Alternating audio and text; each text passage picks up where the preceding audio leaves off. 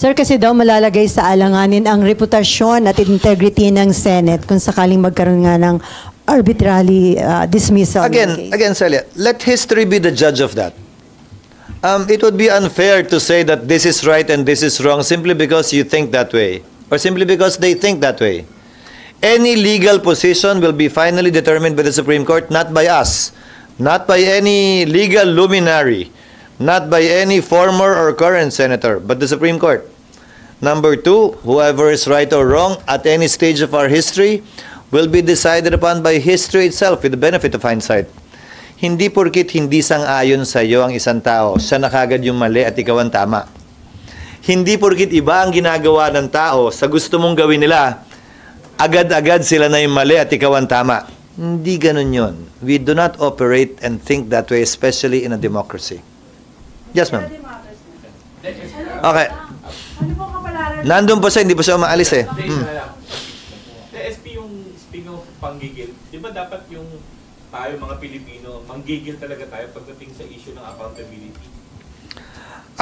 Oo, bakit hindi? Pero napakaraming ibang accountability na hindi naman nanggigigil yung parehong nanggigigil dito. Ulitin ko ha. Hindi ako pabor. Hindi ko gusto si VP Sara, pero hindi rin ako galit sa kanya. I am performing and doing my role the best way I see fit without any fear or bias in favor or against anyone. Itong mga taong nagmamadali, klaro naman na ayaw sa kanya. Kilala nyo naman sila eh. Itong mga gigil na gigil, klaro naman na gusto siyang matanggal. Sinisigaw accountability. Pero yung mga taong gusto sa kanya, sinisigaw naman yung accountability ng mga ibang nauna na bakit hindi binibigyan ng parehong pansin. Ano mang ingay yan. Ulitin ko ha, sinabi ko na nung simula pa lang na parang hindi nyo ako pinaniwalaan o pinakinggan. Sino mang pabor o kontra kay VP Sara, sino mang pabor o kontra sa impeachment, may posisyon na sila. Hindi ako magpapadala sa kanila. Sinabi ko na yan noong Pebrero pa. Gagawin ko kung ano ang tingin kong tama at kung ano ang gusto ng Senado na mapagbobotohan namin. Hindi dahil gusto nung ayaw kay VP Sara. Hindi dahil nagmamadali yung may ayaw kay VP Sara. Kaya nga ang simbolo ng hustisya ay babaeng nakapiring. Wala dapat kinikilala, walang tinitingnan, walang tinititigan. Pantay dapat ang pagtrato. Kaya nga sinaside ko sa inyo yung kasaysayan ng impeachment noon. Ganon ang ginawa noon, ba't babaguhin ngayon? Yun ang president ng Senado. Yun ang naging kasaysayan at pinagdaanan ng Senado. Ba't biglang babaguhin ngayon dahil lamang sa mga personalidad na involved? Hindi ba dapat sino man ang personalidad? Kung ano ang ginawa ng Senado noon bilang president, yun pa rin ang gawin namin. Dahil yun ang pinakamaliwanag na patunay na wala kaming pinapaboran at wala kaming kinikilingan. Parang ano na yun, parang tagline na yun ng ano ng GMA. Yes, ma'am.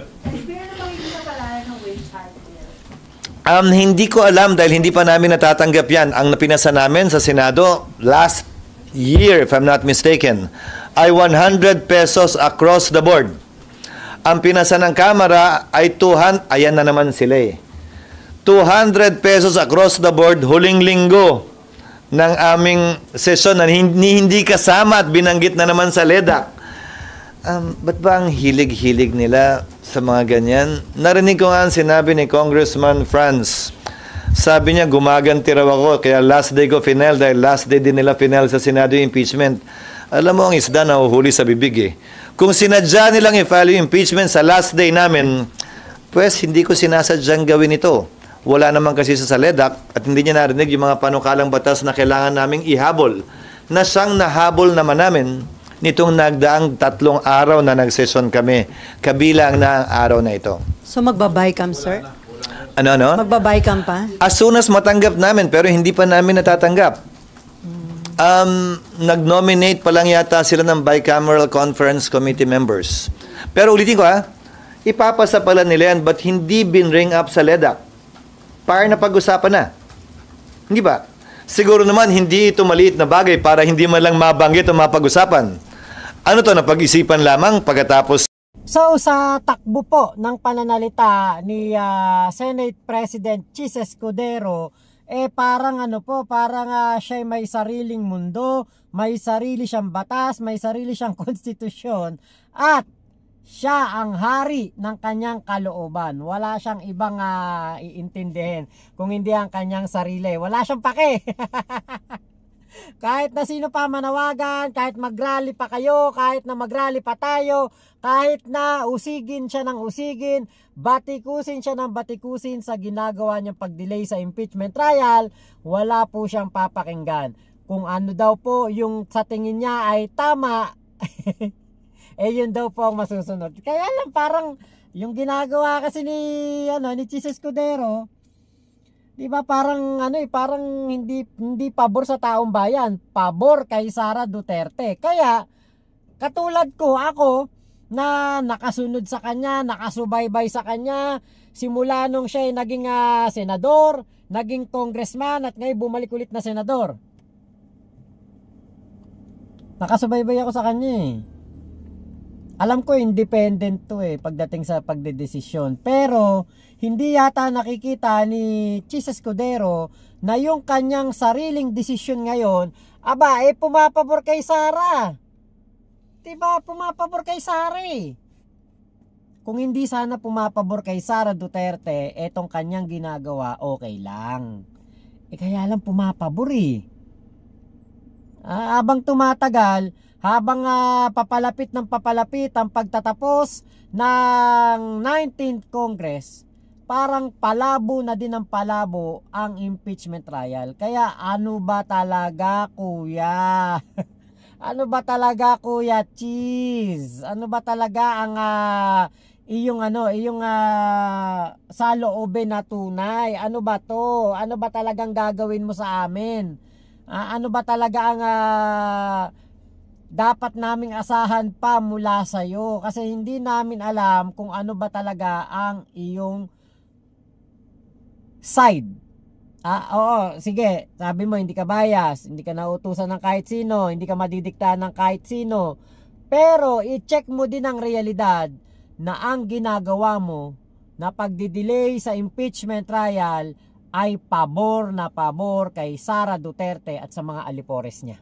At nandyan na naman ang tonong paninisi ni Chis Escudero patungkol po sa sinasabing mabagal na aksyon daw po ng Kongreso. Pero sa makatwid, hindi naman po yun na mabagal, bagkus talagang sininop nila at siniguro na ang mga articles of impeachment ay walang lusot si Sara Duterte. Proceed forthwith.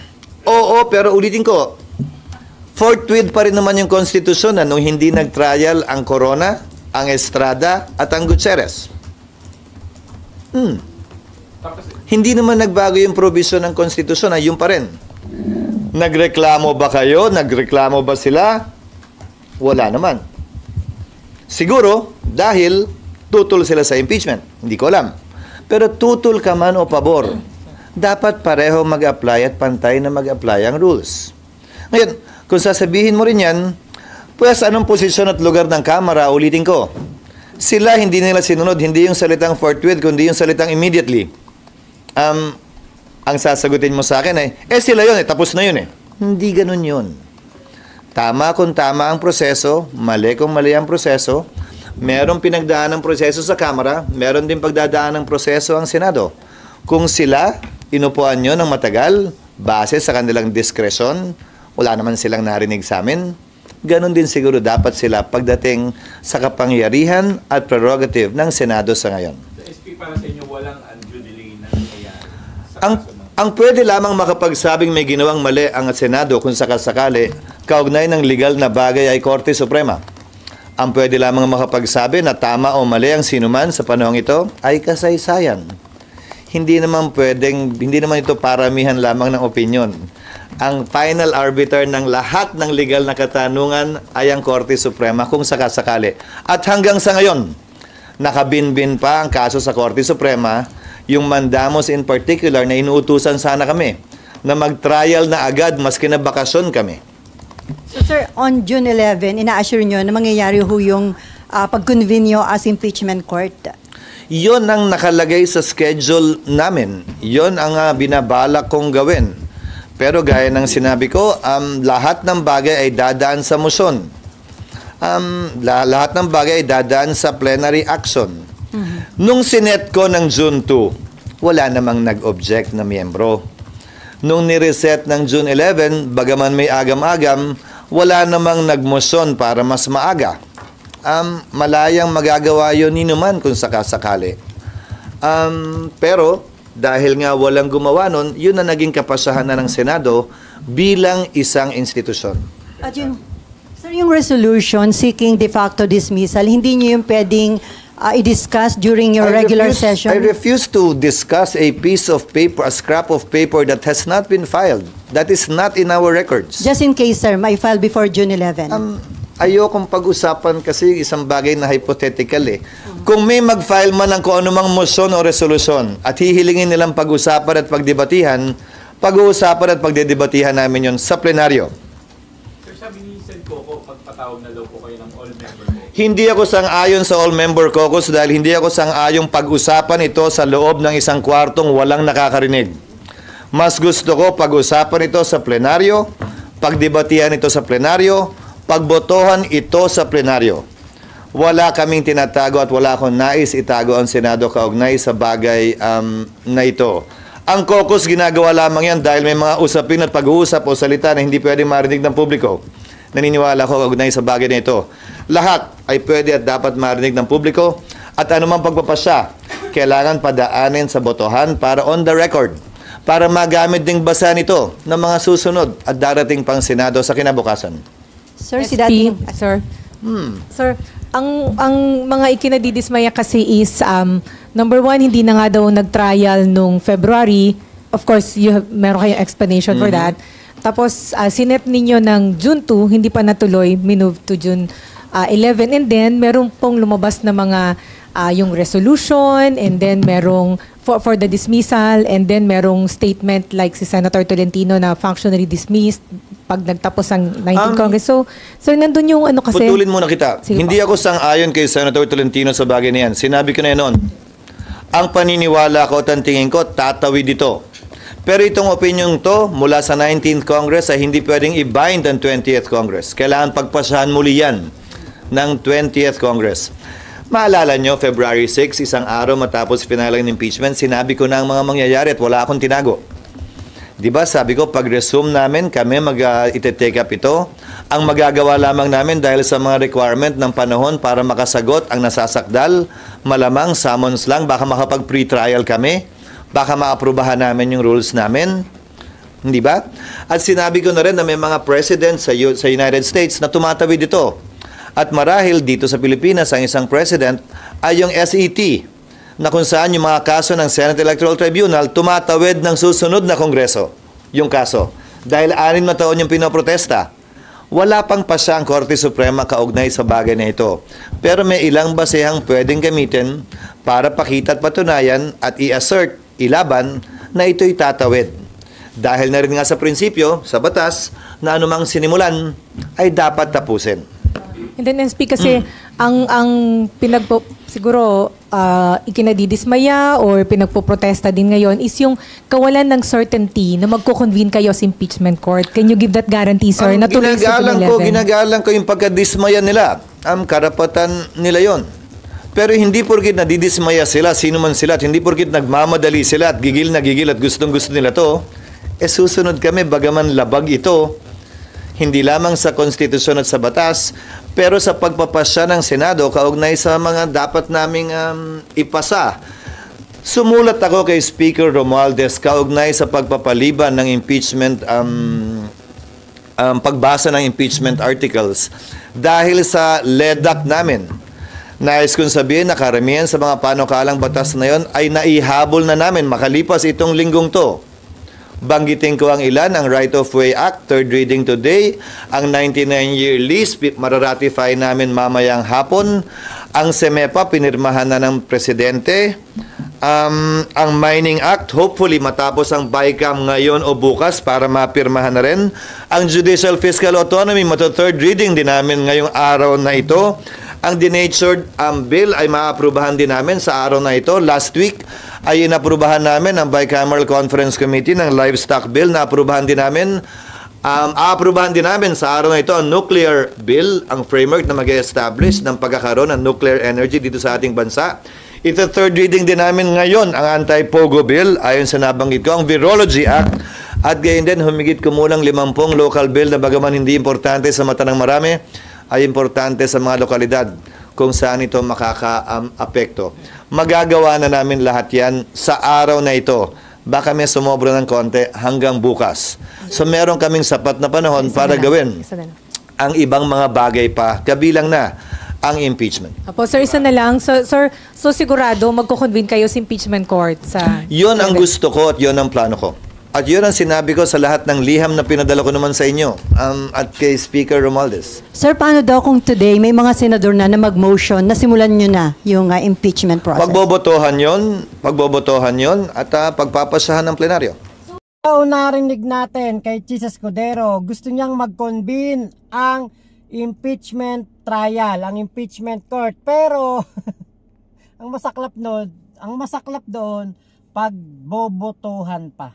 Sus Mario Joseph. Alam niyo, parang talagang nawala po yung salitang forthwith. Sabi nga niya, bakit daw hindi immediately ang ginawa? Ba't hindi daw immediately ang nilagay doon na salita? Alam niyo po, puro palusot. Napakaraming palusot ni Chis Escudero para po mag-convene itong impeachment trial. Gusto niya mag-convene pero magbobotohan pa daw. So, para saan ang utos ng konstitusyon na kapag merong impeachment complaint ay kailangan nilang mag-convene agad-agad. Forthwith. Diba?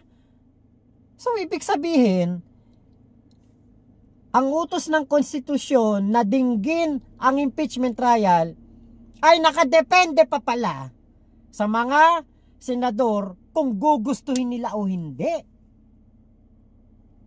Wala naman yatang nakalagay sa konstitusyon at sa lahat ng mga narinig kong abogado, constitutionalist at mga political analyst, lahat ng mga napakinggan ko, wala pong nakalagay sa saligang batas na kapag may impeachment trial ay pagdedebatehan pa nila or pagbobotohan pa nila kung sila po ay magsisimula na sa impeachment. Wala pong nakalagay na ganun eh. Wala tayong narinig kay Christian Monsod ba yun? O tapos doon kay kay Ascunya. Wala tayong narinig ng ganun. Sa mga profesor ng UP, sa mga abogado, sa isang na interview hindi ko alam kung Philippine Bar Association ba 'yon. Abogado rin. Basta ang sabi sa konstitusyon daw po, pag meron daw pong impeachment complaint, mag-convene na kagad ng trial. Tapos ngayon, pagdating sa ating Senate President, pagbobotohan pa. Ano ba talaga, Senator Chis? Gusto mo ba talaga ng impeachment o ayaw mo ba talaga ng impeachment? Sabi mo, ayaw mo kay Sara Duterte. Pero diba, kahit na ano pang sabihin mo na ayaw mo kay Sara Duterte, pero kung yung mga desisyon mo at mga ginagawa mo ay pumapabor kay Sara Duterte, ano gusto mong isipin namin? Ayaw mo talaga kay Sara Duterte? Ang nakikita namin pumapabor kay Sara Duterte ang iyong mga ginagawang desisyon, ang ginagawa mong pagdidelay sa impeachment trial. Pero alam niyo po, maganda yung nasabi niya na pwede daw tumawid, maaaring tumawid ang impeachment trial na ito sa 20th Congress. Which is, yan ang sinasabi naman ni Tolentino na hindi daw po pwede. Buti na lang talo si Tolentino. Diba? Buti na lang natalo ka, Tolentino. Tapos ngayon, dahil nga 'di ba recess, pahinga, wala silang session. Pero bakit mo pinayagan na magkaroon ng Senate hearing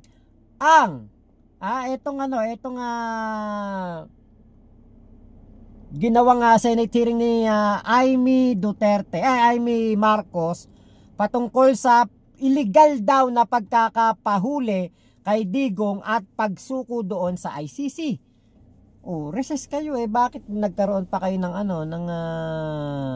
ganyang hearing? 'Di ba? Nag-recess kayo. Sige, pinayagan kayong mamahinga. Mangampanya. Walang impeachment trial dahil pahinga. Recess ang Senado. Pero yung mga walang kwentang Senate hearing, pwede. Diba? Alam nyo, sa totoo lang, nagpupuyos ako sa buwiset, sa galit. Dahil po, ang gusto nating lahat ay malaman ang katotohanan kung saan nilustay ni Sara Lustay ang pera ng taong bayan. Kung saan niya dinala ang budget ng DepEd, kung saan niya dinala ang mga confidential at intelligence funds. Lahat po ng mga sumusuporta kay PBBM, lahat po ng mga Pilipinong may kamalayan at concern sa budget ng bayan, gusto pong malaman ang katotohanan. Pero mukhang dito sa ating